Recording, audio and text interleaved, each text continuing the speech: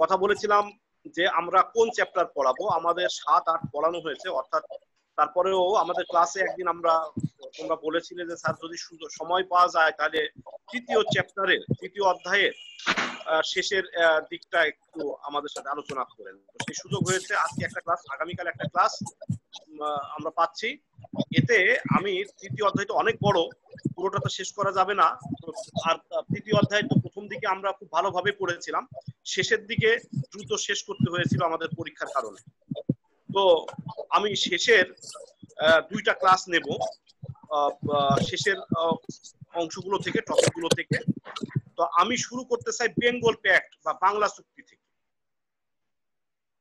ঠিক আছে? এরপরে সাইমন কমিশন। আজকের টপিক হচ্ছে বেঙ্গল প্যাক্ট বা বাংলা চুক্তি, সাইমন কমিশন ও নেহেরু রিপোর্ট,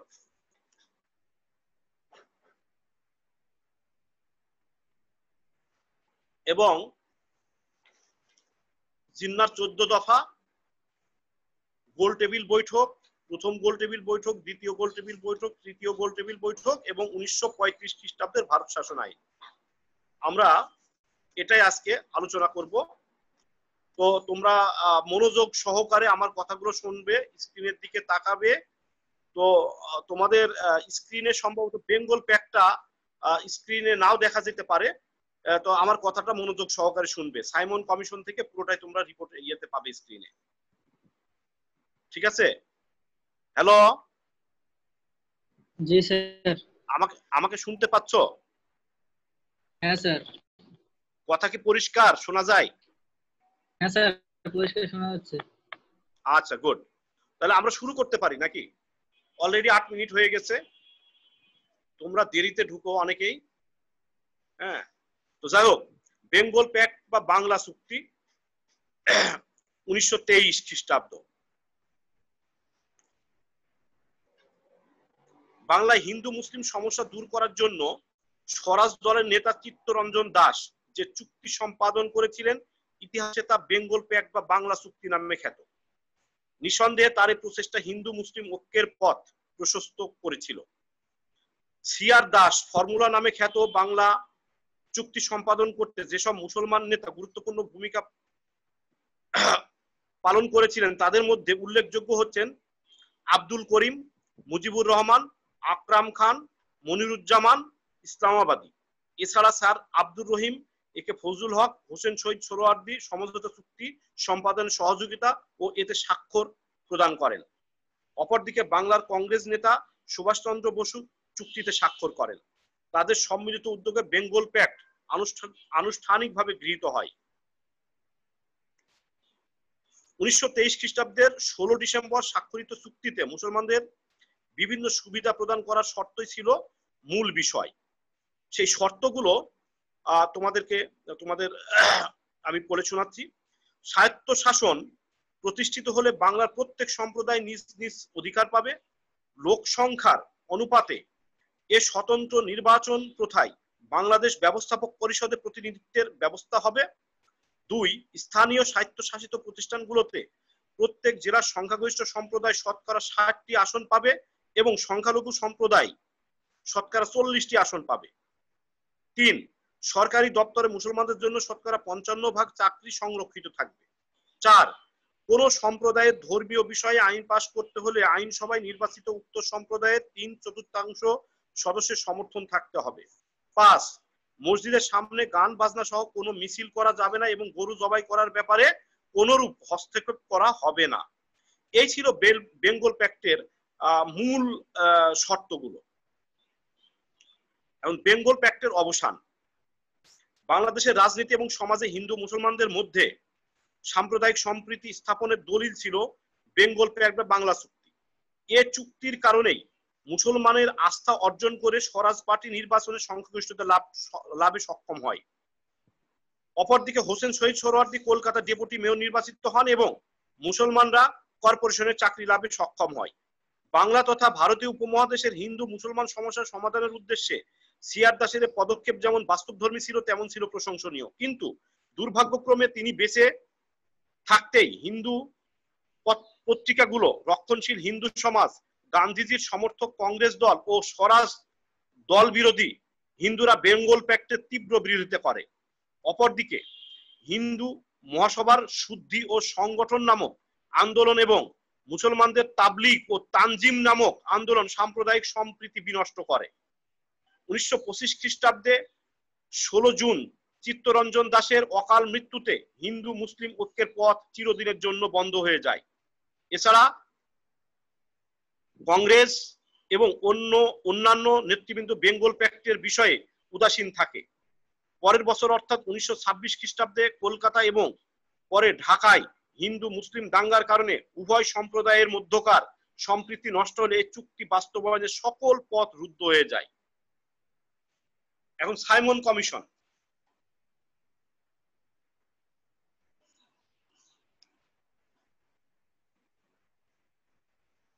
সাইমন কমিশন 1919 খ্রিস্টাব্দের ভারত শাসন আইনে ভারতীয় জনগণের প্রাদেশিক স্বায়ত্ত শাসনের দাবি তথা ভারতীয়দের রাজনৈতিক আশা আকাঙ্ক্ষা পূরণ হয়নি। তাই ভারতবাসী এ আইনে বিরোধিতা করে স্বায়ত্ত শাসনকে স্বীকৃতি দেওয়া নতুন আইন প্রণয়নের দাবি জানায়। ব্রিটিশ সরকার ভারতীয়দের এই দাবির প্রেক্ষাপটে 1927 খ্রিস্টাব্দের নভেম্বর মাসের 8 সদস্য বিশিষ্ট একটি কমিশন গঠন করে। ব্রিটিশ উদারনৈতিক লিবারেল পার্টি দলের সদস্য স্যার জন সাইমনের নেতৃত্বে এবং তার নাম অনুসারে এর নামকরণ করা হয় সাইমন কমিশন। ব্রিটিশ ভারতে 1919 খ্রিস্টাব্দের আইনের কার্যকারিতা অনুসন্ধান এবং আরো শাসনতান্ত্রিক সুবিধা দেওয়া না দেওয়ার সম্ভবত যাচাই করার ভার এ কমিশনের উপর ন্যস্ত করা হয়। কিন্তু কমিশনের কোনো ভারতীয় সদস্য না থাকায় ভারতীয় প্রধান প্রধান রাজনৈতিক দল নেতৃবৃন্দ এর বিরুদ্ধে তীব্র প্রতিক্রিয়া ব্যক্ত করেন এবং একে পুরোপুরি শ্বেতাঙ্গদের বা শ্বেত কমিশন বলে আখ্যা দেন। ভারতীয় কংগ্রেস জিন্নার নেতৃত্বে মুসলিম লীগের একাংশ এবং ন্যাশনাল লিবারেল ফেডারেশন দল এ কমিশন প্রত্যাখ্যান করে। সাইমন কমিশন 1928 খ্রিস্টাব্দের ফেব্রুয়ারি মাসে ভারতে এলে কালো পতাকা প্রদর্শন এবং সাইমন ফিরে যাও স্লোগান দিয়ে এর বিরুদ্ধে বিক্ষোভ প্রদর্শন করা হয়। ফলে ভারতীয়দের বিরোধিতা এবং প্রচন্ড উত্তপ্ত রাজনৈতিক পরিস্থিতির মধ্যেই সাইমন কমিশন কাজ শেষ করে এবং 1930 খ্রিস্টাব্দে 2 খণ্ডে রিপোর্ট প্রকাশ করে। এই রিপোর্ট ছিল ভারতের রাজনৈতিক সমস্যার এক আকর্ষণীয় এবং ব্যাপক পর্যালোচনার দলিল।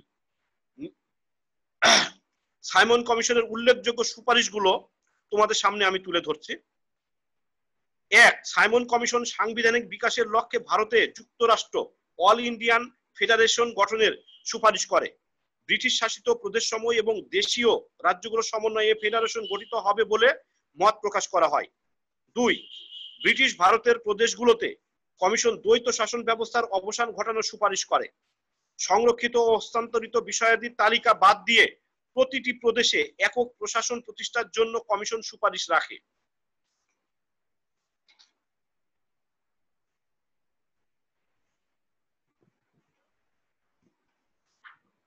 3. সাইমন কমিশন প্রদেশ সমূহে স্বায়ত্তশাসন প্রদানের সুপারিশ করে। প্রতিটি প্রদেশে পূর্ণ দায়িত্বশীল সরকার গঠিত হবে বলে কমিশন মত প্রকাশ করে।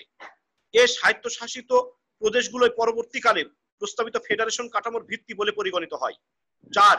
প্রাদেশিক আইন পরিষদের আয়তন বৃদ্ধি করে অপেক্ষাকৃত গুরুত্বপূর্ণ প্রদেশের আইনসভার সদস্য সংখ্যা 200 থেকে 250 তে উন্নীত করার জন্য কমিশন সুপারিশ করে। 5. সিন্ধু উড়িষ্যা স্বতন্ত্র প্রদেশ হবে কিনা সে প্রশ্নটি বিশেষজ্ঞদের দ্বারা পুনরায় যাচাই করা দরকার বলে কমিশন মত প্রকাশ করে। তবে কমিশন বার্মার প্রশাসন ব্যবস্থাকে ভারতের প্রশাসন ব্যবস্থা থেকে পৃথক করার জন্য সুপারিশ করে। 6. মুসলমানদের জন্য সংরক্ষিত পৃথক নির্বাচন ব্যবস্থা বাতিল করে কমিশন যুক্ত নির্বাচন পদ্ধতি চালুর সুপারিশ করে। 7. সাইমন কমিশন ব্রিটিশ ভারত ও দেশীয় রাজ্যসমূহের প্রতিনিধিবর্গের সমন্বয়ে একটি সর্বভারতীয় পরিষদ গঠনের সুপারিশ করে, যার কাজ হবে মূলত উপদেষ্টামূলক। সর্বোপরি সাইমন কমিশনের সুপারিশ ভারতীয়দের সন্তুষ্ট করতে পারেনি, কেননা ভারতকে ডোমিনিয়ন মর্যাদা প্রদান করাই ছিল ভারতীয়দের প্রধান দাবি। কমিশন এ দাবির প্রতি কোনরূপ সমর্থন প্রদান করেনি। পাশাপাশি মুসলমানদের পৃথক নির্বাচন ব্যবস্থা বাতিলের সুপারিশ মুসলিম লীগের তীব্র বিরোধিতার সম্মুখীন হয়। এছাড়া এ কমিশনে কোনো ভারতীয় নাগরিককে অন্তর্ভুক্ত করা হয়নি। এরূপ বহুবিধ কারণে ভারতবর্ষ এ কমিশনের রিপোর্ট প্রত্যাখ্যান করে। পরবর্তীতে ভারতীয় জাতীয় কংগ্রেস 1930 খ্রিস্টাব্দের এপ্রিল মাসে ব্রিটিশ সরকারের বিরুদ্ধে আইন অমান্য আন্দোলন শুরু করে, যার দরুন সাইমন কমিশন সম্পূর্ণরূপে ব্যর্থতায় পর্যবসিত হয়। এটা ছিল আমাদের সাইমন কমিশন। এরপরে টপিকটাই হচ্ছে আমাদের নেহেরু রিপোর্ট। তো আমরা এখন নেহেরু রিপোর্ট নিয়ে আলোচনা করব। 1928 খ্রিস্টাব্দে লখনৌতে সর্বভারতীয় সম্মেলনের পূর্ণ অধিবেশনে নেহেরু কমিটির প্রধান মতিলাল নেহেরু সংবিধানের একটি খসড়া পেশ করেন। এই খসড়া সংবিধানই নেহেরু রিপোর্ট নামে পরিচিত। এই রিপোর্ট অবিলম্বে ভারতকে স্বায়ত্তশাসন বা ডোমিনিয়ন স্ট্যাটাসের মর্যাদা দেওয়ার দাবি জানানো হয়। এ সময় ইংরেজ সরকার ভারতীয়দের দাবিগুলি অগ্রাহ্য করে এবং নির্মম দমন নীতির আশ্রয় নেয়।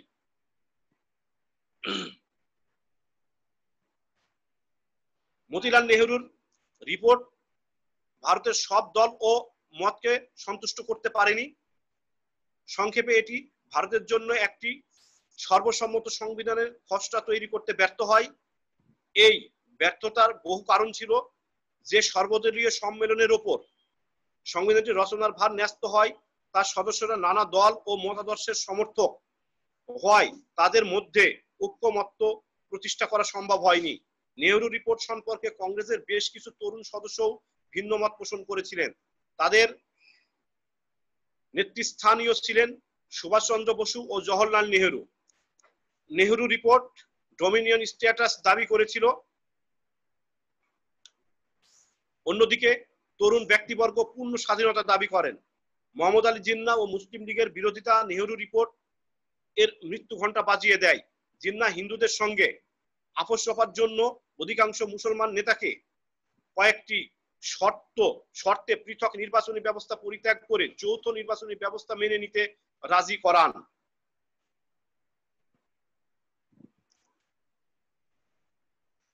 ওকে,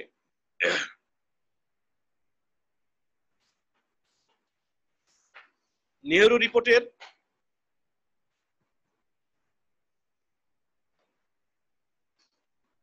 প্রধান বৈশিষ্ট্য। নেহেরু রিপোর্টে ভারতীয়দের পক্ষ থেকে কতগুলি দাবি চূড়ান্ত করা হয়। এই রিপোর্ট পর্যালোচনা করলে এর বিশেষ কয়েকটি বৈশিষ্ট্য পরিলক্ষিত হয়।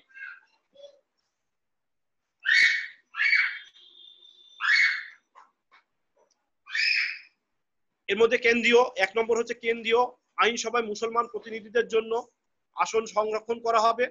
2, ভারতে এক কেন্দ্রিক শাসন ব্যবস্থার বদলে যুক্তরাষ্ট্রের শাসন ব্যবস্থা স্থাপন করা হবে।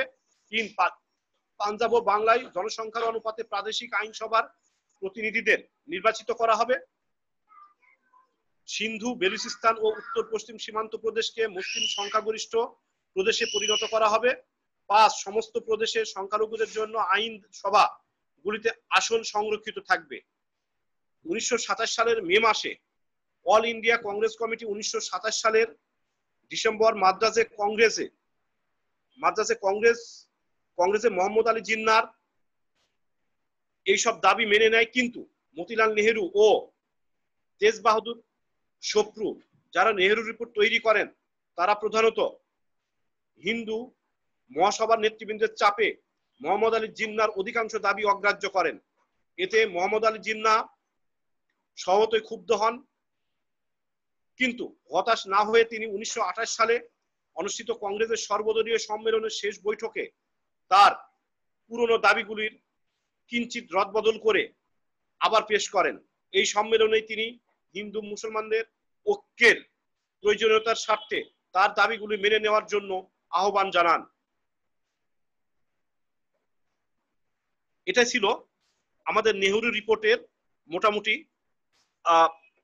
বৈশিষ্ট্য বা শর্তগুলো। এরপরে আমাদের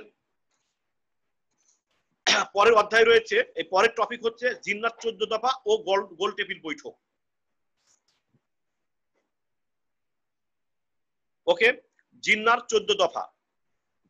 ভারতীয় মুসলমানদের দাবি দেওয়ার প্রতি নেহেরু রিপোর্টে উপেক্ষা প্রদর্শিত হয়। 1929 খ্রিস্টাব্দে জিন্নাহ মুসলিম লীগের পক্ষ থেকে তার বিখ্যাত 14 দফা পেশ করেন। 1928 খ্রিস্টাব্দের ডিসেম্বরে কলকাতায় সর্বদলীয় কনভেনশনে মোহাম্মদ আলী জিন্না মুসলিম লীগের পক্ষ থেকে নেহেরু রিপোর্ট কিছু সংশোধনী আনেন। কেন্দ্রীয় আইন পরিষদের মুসলমানদের জন্য 3/1 আসন সংরক্ষণ, অনুল্লিখিত ক্ষমতা প্রদেশের হাতে দেওয়া ইত্যাদি ছিল এর অন্তর্ভুক্ত। কিন্তু হিন্দু মহাসভা সহ অন্যরা জিন্নার প্রস্তাব গ্রহণ করতে অস্বীকার করে। তার প্রস্তাব অগ্রাহ্য হয়। জিন্না একে হিন্দু মুসলমানের পথের বিভক্তি বলে আখ্যায়িত করেন। জিন্নার প্রস্তাব মেনে নিয়ে সমস্যার শান্তিপূর্ণ সমাধানের জন্য অনুরোধ করেন তেজ বাহাদুর সাপ্রু। কিন্তু বহু সদস্য তাদের রাজি না হয় সর্বদলীয় সম্মেলনে নেহেরু রিপোর্ট সম্পর্কে ঐক্যমতে পৌঁছানো সম্ভব হয়নি। ফলে 1929 খ্রিস্টাব্দের মার্চ মাসে দিল্লিতে মুসলিম লীগের কাউন্সিল অধিবেশনে জিন্না তার বিখ্যাত 14 দফা উপস্থাপন করেন। এই দফাগুলো তোমাদের সামনে আমি তুলে ধরছি। 14টি দফা। ভবিষ্যৎ শাসনতন্ত্রের গঠন হবে ফেডারেল পদ্ধতির, রেসিডুয়ারি বা অনুল্লিখিত ক্ষমতা থাকবে প্রদেশের হাতে। 2, একই ধরনের স্বায়ত্ত শাসন হবে প্রদেশকে, স্বায়ত্ত শাসন সব প্রদেশকে দিতে হবে। 3, প্রদেশ সমূহের আইন পরিষদে ও অন্যান্য নির্বাচিত সংস্থায় সংখ্যালঘুদের যথেষ্ট প্রতিনিধিত্ব থাকতে হবে, তবে সে প্রতিনিধিত্বের কারণে সংখ্যাগরিষ্ঠতা যাতে সংখ্যালঘুতে পরিণত না হয় সেদিকে নজর দিতে হবে। 4, মুসলিম প্রতিনিধিত্ব কেন্দ্রীয় আইন পরিষদে মোট সদস্য সংখ্যার 1/3 কম হবে। 5, প্রতিনিধিত্বের ক্ষেত্রে বিভিন্ন সম্প্রদায়ের পৃথক নির্বাচনের ব্যবস্থা থাকতে হবে, তবে কোন সম্প্রদায় ইচ্ছে করলে পৃথক নির্বাচনের বদলে যে কোনো সময় যুক্ত নির্বাচন পদ্ধতি গ্রহণ করতে পারবে। 6, ভূখণ্ডগত কোন পুনর্গঠন দ্বারা পাঞ্জাব, বাংলা, উত্তর পশ্চিম সীমান্ত প্রদেশে মুসলিম সংখ্যাগরিষ্ঠতা পূর্ণ করা যাবে না। 7, সকল সম্প্রদায়ের পূর্ণ ধর্মীয় স্বাধীনতা ও শিক্ষার অধিকার দিতে হবে। 8, কোন সম্প্রদায়ের 3/4 সদস্যের সম্মতি ছাড়া কোন আইন পরিষদ বা নির্বাচিত সংস্থায় উক্ত সম্প্রদায়ের স্বার্থ সংশ্লিষ্ট কোন আইন বা প্রস্তাব অথবা সিদ্ধান্ত গৃহীত হলে তা বৈধ বলে বিবেচিত হবে না। 9, বোম্বে প্রেসিডেন্সি থেকে সিন্ধুকে পৃথক করতে হবে। 10, ভারতের অন্যান্য প্রদেশের ন্যায় বেলুচিস্তান ও উত্তর পশ্চিম সীমান্ত প্রদেশ শাসন সংস্কার প্রবর্তন করতে হবে। 11, অন্য ভারতীয়দের ন্যায় সমস্ত রাষ্ট্রীয় স্বায়ত্তশাসিত সংস্থা সমূহের চাকরিতে যোগ্যতা অনুসারে পর্যাপ্ত হারে মুসলমানদের নিয়োগ করতে হবে। 12, মুসলমানদের সংস্কৃতি, ভাষা, শিক্ষা, ধর্ম, ব্যক্তিগত আইন ও দাতব্য প্রতিষ্ঠান সমূহের সংরক্ষণ উন্নয়নের জন্য প্রয়োজনীয় আইন শাসনতন্ত্রে থাকতে হবে। 13, কমপক্ষে আনুপাতিক 1/3 মুসলমান মন্ত্রী ছাড়া কেন্দ্র বা কোন প্রদেশে মন্ত্রিসভা গঠন করা যাবে না। 14, ভারত ফেডারেশনে অন্তর্ভুক্ত সব রাজ্যের সম্মতি ছাড়া কেন্দ্রীয় আইনসভা কর্তৃক শাসনতন্ত্রে কোনো পরিবর্তন আনা যাবে না। সর্বোপরি উল্লিখিত প্রেক্ষাপটে বিশ্লেষণ করলে এটা পরিষ্কার হয়ে ওঠে 1928 খ্রিস্টাব্দে নেহেরু রিপোর্ট ভারতীয় রাজনীতিকে হিন্দু মুসলিম ঐক্যের চেয়ে অনৈক্যই সৃষ্টি করে বেশি। তবে এতে মুসলমানদের একটা লাভ হয়, সেটা হচ্ছে ইতোপূর্বে বিভক্ত মুসলিম উপদল সমূহ তখন থেকে ঐক্যবদ্ধভাবে রাজনীতিতে অংশ নেয়। এছাড়া পরবর্তীকালে ভারতের সাম্প্রদায়িক সমস্যা সমাধানের লক্ষ্যে ম্যাকডোনাল্ডের সাম্প্রদায়িক রোয়েদাদ মূলত জিন্নার 14 দফার উপর ভিত্তি করেই প্রণীত হয়েছিল। তাই ব্রিটিশ ভারতের রাজনৈতিক ইতিহাসে জিন্নার 14 দফার গুরুত্ব ছিল অপরিসীম। গোল টেবিল বৈঠক, আমরা এরপরে আলোচনা করব গোল টেবিল বৈঠক। ভারতে 1930 খ্রিস্টাব্দে কংগ্রেসের নেতৃত্বে আইন অমান্য আন্দোলন চলছিল। ওই বছরের মে মাসে সাইমন কমিশনের রিপোর্ট প্রকাশিত হলে ভারতের সমস্ত রাজনৈতিক দল এই রিপোর্টের সুপারিশ গ্রহণে অসম্মতি জানায়। ব্রিটিশ সরকার সে অবস্থায় লন্ডনে ভারতের বিভিন্ন রাজনৈতিক দলের প্রতিনিধিদেরকে নিয়ে এক গোল টেবিল বৈঠক আহ্বান করে। ভারতে বিরাজমান পরিস্থিতি ও সংকটের নিরসনকল্পে নতুন উদ্যোগ গ্রহণ এবং ভারতের ভবিষ্যৎ সংবিধানের রূপরেখা প্রণয়ন করাই ছিল এ বৈঠকের উদ্দেশ্য। আহত বৈঠক 3টি অধিবেশন সমাপ্ত হয়। ইতিহাসে এটাই গোল টেবিল বৈঠক নামে পরিচিত। প্রথম গোল টেবিল বৈঠক 1930 খ্রিস্টাব্দের 12 নভেম্বর গোল টেবিল বৈঠকের প্রথম অধিবেশন বসে। অধিবেশনে ব্রিটেনের রাজনৈতিক দলগুলোর পক্ষে 16, ভারতীয় রাজন্যবর্গের পক্ষে 13 এবং ব্রিটিশ শাসিত ভারত থেকে 57 জন সহ সর্বমোট 89 জন সদস্য যোগ দেন। কংগ্রেসে অধিবেশনে যোগ দেয়নি। উপস্থিত ভারতীয় নেতৃবৃন্দের মধ্যে অনুন্নত সম্প্রদায়ের নেতা ডক্টর আম্বেদকর, মুসলিম লীগ নেতা মোহাম্মদ আলী জিন্না এবং তেজ বাহাদুর সাপ্রু বিশেষভাবে উল্লেখযোগ্য। ব্রিটিশ প্রধানমন্ত্রী রামজে ম্যাকডোনাল্ড এ বৈঠকে কতগুলো সাংবিধানিক প্রস্তাব দেন? তার মধ্যে 1, ভারতে যুক্তরাষ্ট্রীয় সরকার গঠন, 2, প্রদেশগুলোতে দায়িত্বশীল সরকার এবং 3, কেন্দ্রে আংশিক দায়িত্বশীল সরকার গঠন সংক্রান্ত প্রস্তাবগুলো অন্যতম। মোটামুটি ভাবে ভারতের রাজন্যবর্গের প্রতিনিধিরা প্রস্তাবগুলো মেনে নিলেও মুসলিম প্রতিনিধিরা সাম্প্রদায়িক ভিত্তিতে পৃথক নির্বাচনের দাবি করেন। মোহাম্মদ আলী জিন্নাহ মুসলমান সম্প্রদায়ের ন্যূনতম দাবি হিসাবে তার 14 দফা দাবির পুনরুল্লেখ করেন। ডক্টর আম্বেদকরও তফসিলি সম্প্রদায়ের তরফ থেকে পৃথক নির্বাচনের দাবি করা হয়।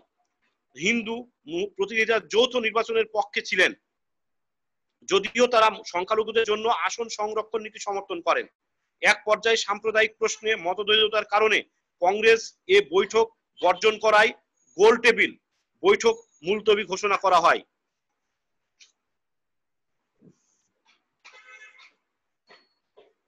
দ্বিতীয় গোল টেবিল বৈঠক।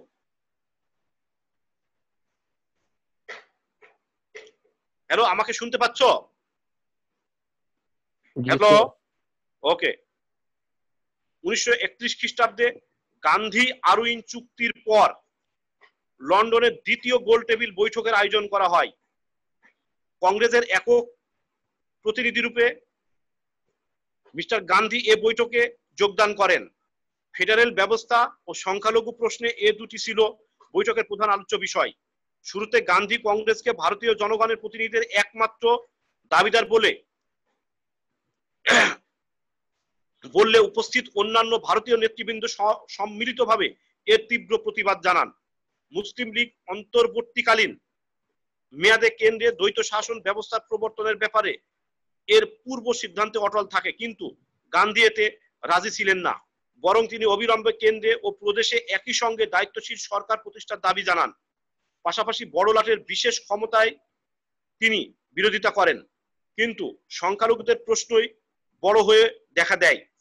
ফলে গান্ধীর প্রস্তাব বাতিল হয়ে যায়। প্রধানত সংখ্যাগরিষ্ঠ হিন্দুদের প্রভাব হ্রাস করার উদ্দেশ্যেই মুসলমান, শিখ, অ্যাংলো ইন্ডিয়ান এবং অন্যত সম্প্রদায়ের প্রতিনিধিরা প্রত্যেকেই নিজ নিজ সম্প্রদায়ের জন্য বিশেষ আসন সংরক্ষণের দাবি জানায়। এক যৌথ বিবৃতির মাধ্যমে সংখ্যালঘু সম্প্রদায়ের নেতৃবৃন্দ পৃথক নির্বাচন প্রথা বহাল রাখার আবেদন করেন, কিন্তু সাম্প্রদায়িক সমস্যার কোনো সর্বসম্মত সিদ্ধান্ত গ্রহণ করা সম্ভব হয়নি। শত চেষ্টা করেও গান্ধী সংখ্যালঘু সম্প্রদায়ের প্রতিনিধিদের সমতে আনতে ব্যর্থ হন। শেষ পর্যন্ত ব্রিটিশ প্রধানমন্ত্রী ম্যাকডোনাল্ড ঘোষণা করেন, সাম্প্রদায়িক সমস্যার সমাধান না হলে সংবিধান রচনা করা সম্ভব নয়।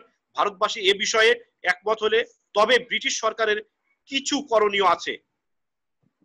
ফলে এসব সমস্যা অমীমাংসিত রেখেই 1931 খ্রিস্টাব্দের 1 ডিসেম্বর গোলটেবিল বৈঠকের দ্বিতীয় অধিবেশন সমাপ্ত হয়। তৃতীয় গোলটেবিল বৈঠক 1932 খ্রিস্টাব্দের 17 নভেম্বর গোলটেবিল বৈঠকের তৃতীয় অধিবেশন বসে এবং 24 ডিসেম্বর পর্যন্ত তা স্থায়ী হয়। আগের দুটি অধিবেশনের তুলনায় অনেক কম প্রতিনিধি এতে অংশগ্রহণ করেন। কংগ্রেসও এ অধিবেশনে প্রতিনিধি পাঠায়নি। এ সম্মেলনে 3টি বিষয় গুরুত্ব দেওয়া হয়। 1, রাজ্যগুলো কি কি শর্তের ভিত্তিতে ফেডারেশনে যোগ দেবে। 2, অবশিষ্ট ক্ষমতার বন্টন এবং 3, ব্রিটিশ শাসনের গ্যারান্টি। ব্রিটিশ সরকার কর্তৃক প্রতিনিধিবর্গের অনেক দাবি প্রত্যাখ্যাত হয়। ভারতে তখনও আইন অমান্য আন্দোলন চলছিল, তাই ভারতীয় জনগণের উত্তেজনা প্রশমিত করার জন্য সরকার কিছু সমস্যার সমাধান অমীমাংসিত রেখেই গোলটেবিল বৈঠকের আলোচনার ফলাফল একটি শ্বেতপত্র আকারে প্রকাশ করে। এরপরে আমরা 1935 খ্রিস্টাব্দের ভারত শাসন আইন নিয়ে আলোচনা করব।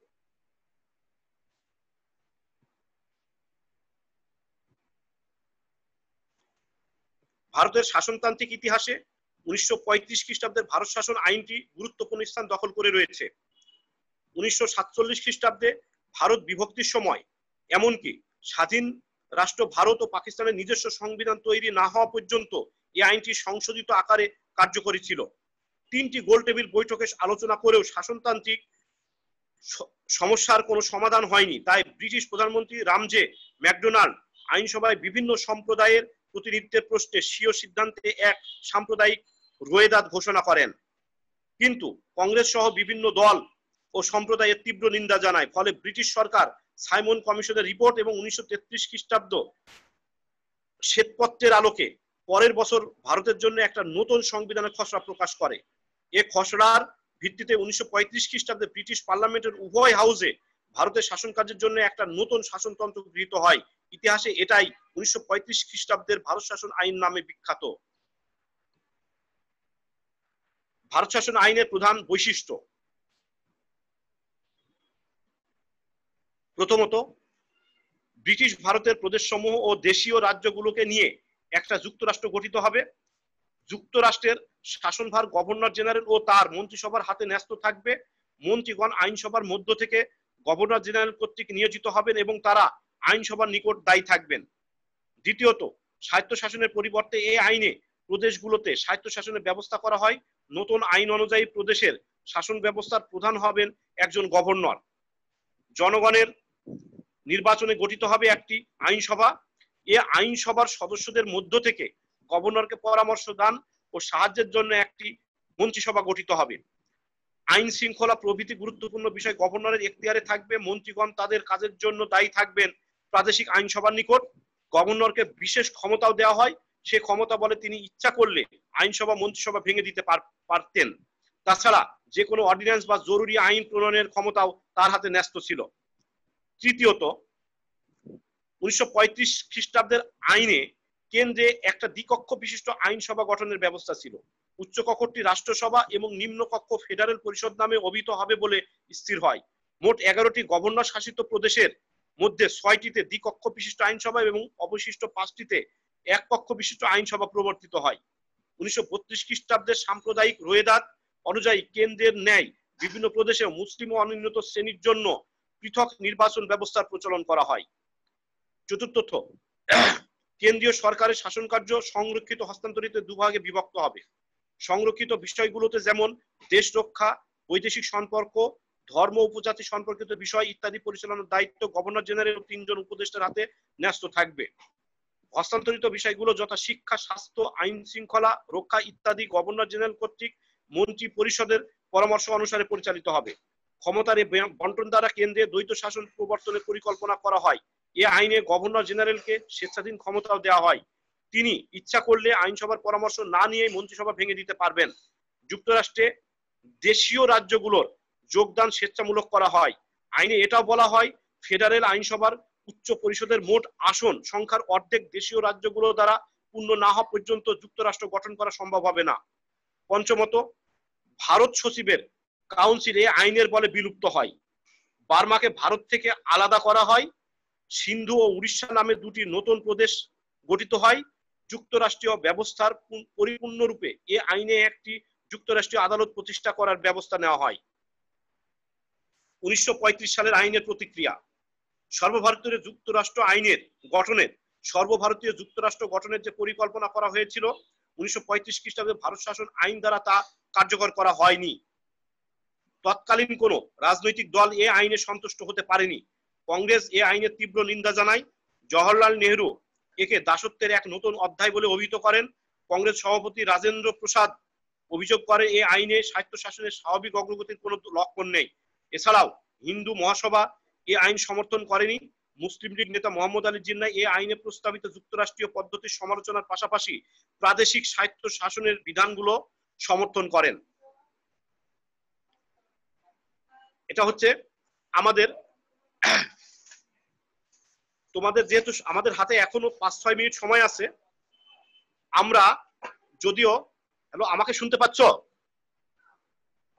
জি স্যার। আচ্ছা, এ পর্যায়ে আগামীকাল তোমাদের আমি কি ক্লাস দেব, এই অধ্যায়ের শেষের কয়েকটা টপিক যেটা হচ্ছে তোমাদেরকে আমি এখনই জানিয়ে দিই। সেটা হচ্ছে লাহোর প্রস্তাব, 2 হচ্ছে মন্ত্রী মিশন পরিকল্পনা, 3 1947 খ্রিস্টাব্দে ভারত শাসন আইন বা স্বাধীনতা আইন, 4 হচ্ছে মাউন্টব্যাটেন পরিকল্পনা, অখণ্ড স্বাধীন সার্বভৌম বাংলার প্রস্তাব, ভারত স্বাধীনতা আইনের বৈশিষ্ট্য, 1947 সালের ভারত স্বাধীনতা আইনের বৈশিষ্ট্য। আগে তো এখন পড়লাম আমরা 1935 সালের ভারত শাসন আইনের বৈশিষ্ট্য পড়েছি। এরপরে 1947 সালের ভারত শাসন আইনের বৈশিষ্ট্য, ভারত শাসন আইনের গুরুত্ব ও ফলাফল, পাকিস্তান ও ভারত রাষ্ট্রের অভ্যুদয়, ক্ষমতা হস্তান্তর দিবসের অনুষ্ঠান।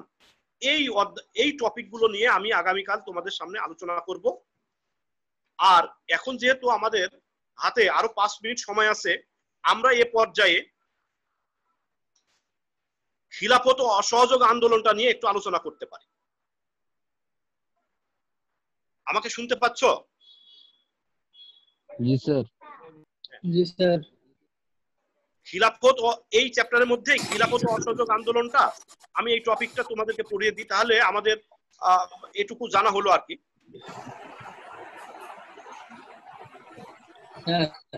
হ্যাঁ বলো। একটা প্রশ্ন ছিল স্যার। হ্যাঁ আমাদের তো মনে হয় মানে বলো। আমাদের তো মনে হয় প্রথম বর্ষের বই আর পড়ানো হবে না স্যার। এই বই না না, এরপরে প্রথম বর্ষের বই পড়ানো সুযোগ পাবেন না স্যার। হ্যাঁ পড়ানো হবে না স্যার। একটা প্রশ্ন ছিল হ্যাঁ বলো বলো। স্যার মানে অধ্যায়ের কোন কোন ইউনিটগুলো গুরুত্বপূর্ণ স্যার? স্যার বইয়ের কোন কোন অধ্যায়গুলো গুরুত্বপূর্ণ স্যার, মানে বইলা দিলে সুবিধা হতো স্যার। সেটা তোমাদের বলছিলাম গতকাল ক্লাসে যে তোমাদের গ্রুপের সাথে আমার যোগাযোগ থাকবে সব সময়, তোমাদের গ্রুপের সাথে যোগাযোগ থাকবে, সেটা অধ্যায় ভিত্তিক তোমাদের সাথে বসে আমি কথা বলে নেব, বা তোমাদেরকে গ্রুপে আমি লিখে দিয়ে দেব অধ্যায় ভিত্তিক গুরুত্বপূর্ণ টপিক গুলো। ঠিক আছে? Hello sir. গ্রুপে আমি তোমাদের গ্রুপে ইম্পর্টেন্ট যে চ্যাপ্টার মানে প্রত্যেক চ্যাপ্টারে যে ইম্পর্টেন্ট টপিক গুলো সেগুলো আমি উল্লেখ করে তোমাদের গ্রুপে লিখে দেব। আচ্ছা স্যার ঠিক আছে। ঠিক আছে? এখন ক্লাসের মধ্যে পুরো বই নিয়ে বসে তোমাদেরকে সেটা বলা কি ঠিক, মানে বলা তো মানে সময় হবে না তো, দেখা যাবে একটা চ্যাপ্টার বলতে গেলে শেষ হয়ে যাবে। ঠিক আছে? আমি প্রতিদিনই একটা একটা করে বা 2টা 3টা চ্যাপ্টার তোমাদের সামনে আমি 2টা থেকে 3টা চ্যাপ্টারের গুরুত্বপূর্ণ টপিক গুলো লিখে দেব। ওকে ওকে স্যার। একটা প্রশ্ন ছিল বলো বলো। স্যার বঙ্গভঙ্গ কি কার্যকর হয়েছিল নাকি তার ডিসিশন নেওয়া হয়েছিল পরে 1911 সালে? 1911 সালে রদ করা হয়েছিল না, কার্যকর তো হয়েছিল। বলতে দুই ভাগে কি ভাগ হয়ে গেছিল নাকি ডিসিশন ভাগ হয়ে গিয়েছিল? হ্যাঁ হ্যাঁ ভাগ হয়েছিল। আচ্ছা, তারপরে 11 সালে বন্ধ হয়ে গেছে। হ্যাঁ রদ করা হয়। হ্যাঁ 1905 সালে বঙ্গভঙ্গ ঘোষণা করা হয়, 1911 সালে গিয়ে সেটা রদ করা হয় সেপ্টেম্বর মাসে। অতএব কার্যকর করা হয়েছিল। তো যাই হোক, আমাদের আর 2 মিনিট আছে মাত্র। তো তোমাদের আরো কিছু টপিক ছিল, যদি কালকে সময় পাই আমি তাহলে তোমাদেরকে এই সাথে লখনৌ চুক্তি, তারপরে খিলাফত লখনৌ চুক্তি, এরপরে তোমাদের অসহযোগ আন্দোলন, খিলাফত ও অসহযোগ আন্দোলন, এর টপিক দুটো পড়িয়ে দিব। আজকে তো আর মাত্র 2 মিনিট 1 মিনিট সময় আছে। ওকে? আমি যে টপিক গুলোর কথা উল্লেখ করেছি ওগুলো তো আগে পড়াবো, পড়ানোর পর যদি সময় হয় লখনৌ চুক্তি এবং খিলাফত অসহযোগ ও খিলাফত আন্দোলন 2টা টপিক নিয়েও আলোচনা করব। তো তোমরা সবাই ভালো থাকবে, জরুরি প্রয়োজন ছাড়া বাসার বাইরে বের হয়েও না, লেখাপড়া করো। তোমাদের যেহেতু পরীক্ষা, এটা মূল্যায়ন পরীক্ষা হিসাবে পরিগণিত হবে তোমাদের এই পরীক্ষাটায়, এবং আগামীকালকে তোমাদের সাথে শেষ ক্লাস মানে ফার্স্ট ইয়ারের। তো ভালো হয়েছে, এই অনলাইনে ক্লাসে কিন্তু বেশ ভালো উপকার হয়েছে বলে আমি মনে করি। 2টা চ্যাপ্টার খুব ভালোভাবে পড়ানো হয়েছে এবং 3rd চ্যাপ্টারের শেষ যে ইম্পর্টেন্ট যে টপিক গুলো নিয়ে আমরা আলোচনা সেরে ফেলতে পারতেছি, এটা খুবই একটা ভালো ব্যাপার। তো যাই হোক, তোমরা কিন্তু পড়ালেখার মধ্যে থাকবে। অবশ্যই ভালো থাকো, কালকে আবার তোমাদের সাথে ক্লাস হবে। সবাইকে ধন্যবাদ। আসসালামু আলাইকুম। ওয়ালাইকুম আসসালাম।